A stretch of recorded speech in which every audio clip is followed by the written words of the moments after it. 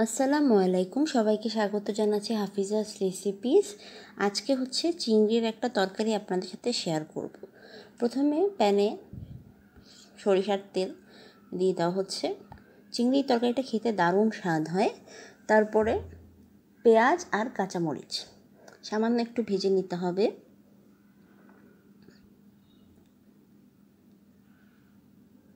যদি সিম্পল কথায় বলি, আপনার বাসায় চিংড়ি মাছ থাকলে আপনি এই পদটা তৈরি করতে পারবেন।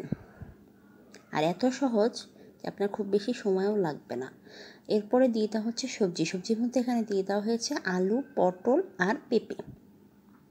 আপনারা চাইলে এখানে একটু অন্য ডিফারেন্ট কোনো সবজি ব্যবহার করতে পারেন, যেটা আপনাদের পছন্দ। আর চাইলে এখানে যেটা ব্যবহার করা হয়েছে সেটা দিয়েও রান্না করতে পারেন। নেড়ে চেড়ে মিশিয়ে নেওয়া হচ্ছে। সামান্য একটু ভাজা ভাজা করতে হবে সবজির সাথে পেঁয়াজটাকে। তারপরে স্বাদ মতো লবণ,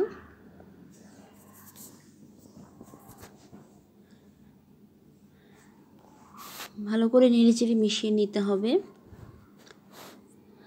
এরপরে আদা রসুন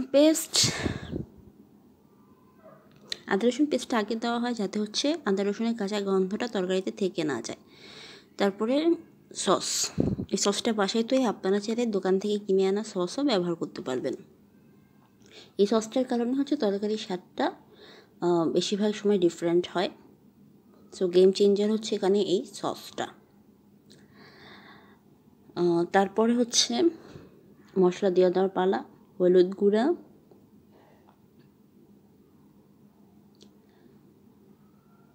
মরিচ, ঝালটা আপনারা আপনাদের পছন্দ মতো দিবেন। মশলাটাকে ভালো করে সবজির সাথে মিশিয়ে নিতে হবে। তারপর সামান্য একটু পানি দিয়ে হচ্ছে মশলাটাকে সবজির সাথে কষতে দিতে হবে। এই পর্যায়ে চুলাটা আপনার মিডিয়াম আঁচে থাকবে।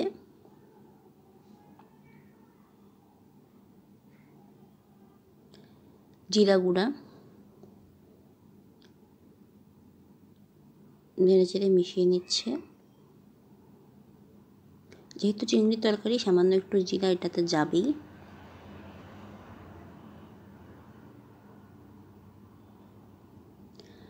তারপরে 1 কাপ মতো পানি, 1 কাপের আর একটু বেশি পানি হচ্ছে এখানে দিয়ে দেওয়া হবে, 1.25 কাপের মতো। এমনভাবে পানিটা দিতে হবে যাতে সবজিগুলো পানিতে ডুবে থাকে। তারপরে ঢাকনা দিয়ে ঢেকে এটাকে রান্না করতে হবে। মোটামুটি 10-12 মিনিট লাগবে। তারপরে দিয়ে দিতে হবে চিংড়ি মাছ ভাজার তেল। This is the another game changer in this recipe. এরপরে পানিটা কমে যখন অর্ধেক হয়ে আসবে, তখন দিয়ে দিতে হবে আগে থেকে ভেজে রাখা চিংড়ি মাছ। এখানে মিডিয়াম সাইজের চিংড়ি ব্যবহার করা হয়েছে। আপনারা চাইলে বড় চিংড়ি দিয়েও এই রেসিপিটি তৈরি করতে পারবেন। ছোটো চিংড়ির বদলে এখানে বড় বা মিডিয়াম সাইজের চিংড়ি দিলেই হচ্ছে তরকারির স্বাদটা বেশি ভালো আসে। ঢাকনা দিয়ে ঢেকে দেওয়া হচ্ছে, এই রান্না রেডি।